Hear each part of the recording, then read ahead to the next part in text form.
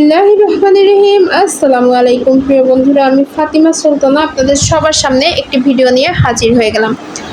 আজকে একটি রেসিপি আপনাদের সাথে শেয়ার করব। তো কথা না বাড়িয়ে চলুন রেসিপিটি শুরু করি।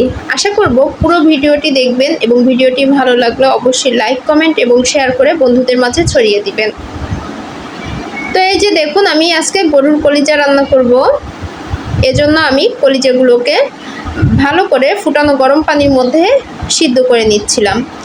একটু সিদ্ধ না করে নিলে কলিজার ভিতরে যে রক্তগুলো থাকে বা যে ময়লাগুলো থাকে এগুলো পরিষ্কার করা সম্ভব হয় না। এই জন্য আমি সিদ্ধ করে ময়লাগুলো পরিষ্কার করে নিয়েছি। তারপরে আমি ভালোভাবে কেটে আবার ধুয়ে নিয়েছি। তারপর এখন রান্না শুরু করব। এজন্য আমি প্রথমে নিয়েছি সরিষার তেল নিয়ে তার মধ্যে দিয়ে দিয়েছি পেঁয়াজ কুচি, দিয়েছি আদা, রসুন এবং পেঁয়াজ বাটা দিয়ে ভালোভাবে কষিয়ে নিচ্ছিলাম। তার মধ্যে গোটা গরম মশলা, তেজপাতা এগুলো সব কিছু আগেই দিয়ে নিয়েছি। তার মধ্যে একে একে দিয়ে দিয়েছি হলুদের গুঁড়ো, মরিচের গুঁড়ো, জিরের গুঁড়ো, ধনিয়ার গুঁড়ো এবং একটু গরম মশলার গুঁড়ো। সব কিছু দিয়ে আরও ভালোভাবে কষিয়ে নিচ্ছিলাম। মানুষের জীবনের এক একটা জিনিসের সাথে এক এক ধরনের ইমোশন যুক্ত থাকে। যেমন এই গরুর কলিজার সাথে আমার জীবনের কিছু গুরুত্বপূর্ণ স্মৃতি জড়িত আছে।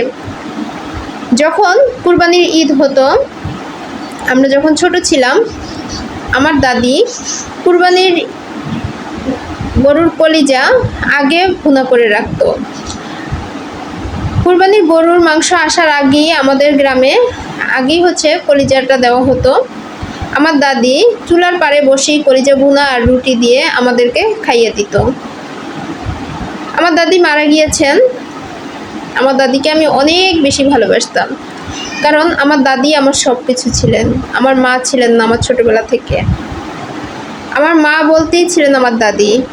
আমাকে অনেক বেশি ভালোবাসতেন। আর আমার কাছেও মনে হতো আমার দাদি ছাড়া মনে হয় আমার পৃথিবীতে আর কেউ নাই।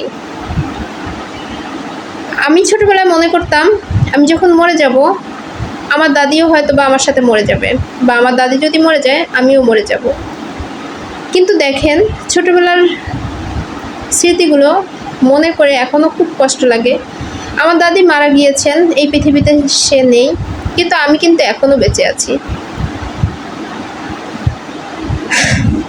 আসলে এই কথাগুলো মনে করে আমার খুবই খারাপ লাগতেছিল। আর গরুর কলিজা দেখলেই এই কথাটা আমার খুব বেশি মনে পড়ে। আমার দাদির ভালোবাসার কিছু স্মৃতিগুলো খুব মনে পড়ে। তো এই যে দেখুন, রান্না হয়ে গিয়েছে। সব কিছু দিয়ে আলু দিয়ে কলিজাটা ভুনা করে নিয়েছি। লাস্টে একটু তেল দিয়ে নিয়েছি, জিরা, পেঁয়াজ, শুকনো মরিচ, তেজপাতা, গরম মশলা সব কিছু দিয়ে একটা ফোড়ন দিয়ে নিয়েছি। ধন্যবাদ সবাইকে। আল্লাহ হাফেজ।